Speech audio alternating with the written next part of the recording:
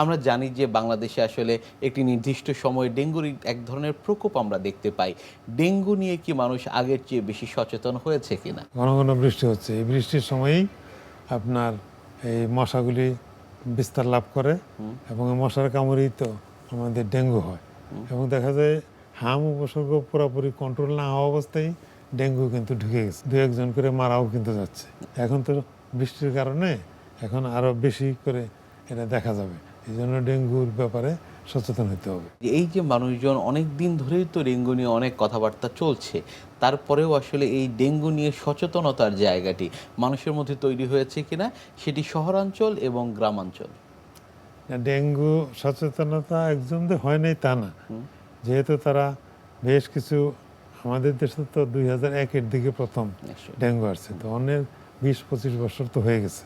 প্রত্যেক বছরই কিছু কিছু লোক ডেঙ্গুতে আক্রান্ত হচ্ছে, ভালো হচ্ছে। কাজে তাদের সচেতনতা তো আছেই, কিন্তু এটা অনেক সময় ম্যাসিভ আকারে থাকে না। আর মানুষ যখন ডেঙ্গুর সিজনটা চলে যায় তখন আবার ভুলে যায়, এটা হলো একটা কথা। এই জন্য প্রতিবারই তাদেরকে হ্যামারিং করতে হবে, মনে করাই দিতে হবে, তাহলে তাদের সচেতনতাটা বাড়বে। এই জন্য আমাদের সরকারি বেসরকারিভাবে উদ্যোগ নিতে হবে। মিডিয়া আছে, তারপরে ডাক্তার যারা তারা আছেন, এবং যারা এটার কন্ট্রোলের সাথে হাসপাতাল, স্বাস্থ্য মন্ত্রণালয়, সিটি কর্পোরেশন, উপজেলা হেলথ কমপ্লেক্স যারা জড়িত আছে, তাদেরও এটাতে ভূমিকা রাখতে হবে। তবে যারা এটাতে এফেক্টেড না, এরকম মাস পিপুল কিন্তু এই ব্যাপারে তারা সচেতন না। এই জন্যই আমাদের বারবার এটাকে মনে করাই দিতে হবে লোকজনকে, যে ডেঙ্গু এটা ইনফেকশাস ডিজিজ, এটা প্রতি বছর বর্ষাকালে আমাদের দেশে আসে। বর্ষার আগেই প্রিপারেশন নিতে হবে যাতে এই ডেঙ্গুটা আমাদের দেশে কম হয়। প্রতি বছরই কিন্তু কিছু ভিন্নতা যোগ হয়ে থাকে। সেই বিষয়গুলো কি বিগত 4-5 বছর ধরে আপনারা দেখছেন? সাধারণত আসলে এই যে লক্ষণ এবং আমি যদি একটু আপনার বলি সাইন সিম্পটমস যে বিষয়গুলো থাকে, সেখানে কি ভিন্নতা আপনারা লক্ষ্য করে থাকেন? সেখানে তো ভিন্নতা হবে, কারণ একটা হলো ক্লাসিক্যাল ডেঙ্গু, এটি হলো সবার একই রকম সিমটম থাকবে। তার হঠাৎ করে জ্বর আসবে, জ্বরের সাথে শরীর ব্যথা থাকবে, মাথা ব্যথা থাকবে, এবং অনেকের কোমরে ব্যথা থাকে। নিশ্চয়ই। কোমরে সবচেয়ে ব্যথা বেশি থাকে, এই জন্য ওদেরকে ব্রেকবোন ফিভার বলে, হাড়ভাঙ্গা ডিজিজ। তো এই সিমটমগুলি তো সবারই থাকে, কিন্তু ডেঙ্গুর কিন্তু ভ্যারাইটিস আছে। এটা পার্টিকেল বলে ডেন 1, 2, 3, 4।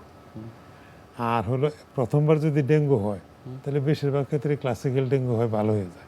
ওর যখন সেকেন্ড টাইম হয়, থার্ড টাইম হয়, ফোর্থ টাইম হয়, তখন কিন্তু প্রতিবারেই তার সিমটম বাড়তে থাকে, সিভিয়ারিটি বাড়তে থাকে। তাহলে যার প্রথম ডেঙ্গু হলো আর যার সেকেন্ড টাইম থার্ড টাইম হলো, তার তো এক হবে না, নিশ্চয়ই। তো সিমটম ভেরি করবে।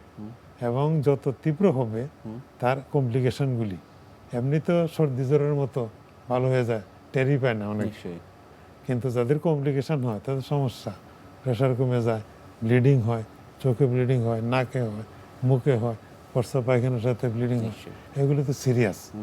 তো এই সমস্ত সিরিয়াস সিমটমগুলির ব্যাপারেও কিন্তু তাদের সচেতন থাকতে হবে। যদি কমপ্লিকেশনের দিকে যাওয়া শুরু করে তখনই কিন্তু তাকে হাসপাতালে ভর্তি করতে হবে, তা নাহলে দেরি হয়ে গেলে তখন দেখা যায় যে চিকিৎসা করে আর পেশেন্টকে সেভ করা যায় না। তাহলে তো সচেতন লাগবে, কারণ আমাদের দেশে তো স্ক্রিনিং সিস্টেম নেই। আমাদের দেশে হাসপাতালে কিংবা ডাক্তারের কাছে রুগীকে নিয়ে আসে রুগী নিজে অথবা রুগীর লোকজন, তাহলে ওদেরই তো সচেতন থাকতে হবে। তা নাহলে তো আপনি সময় মতো ডাক্তারের কাছে রুগীটা আসতেছে না এবং সে ক্ষতির সম্মুখীন হইতেছে।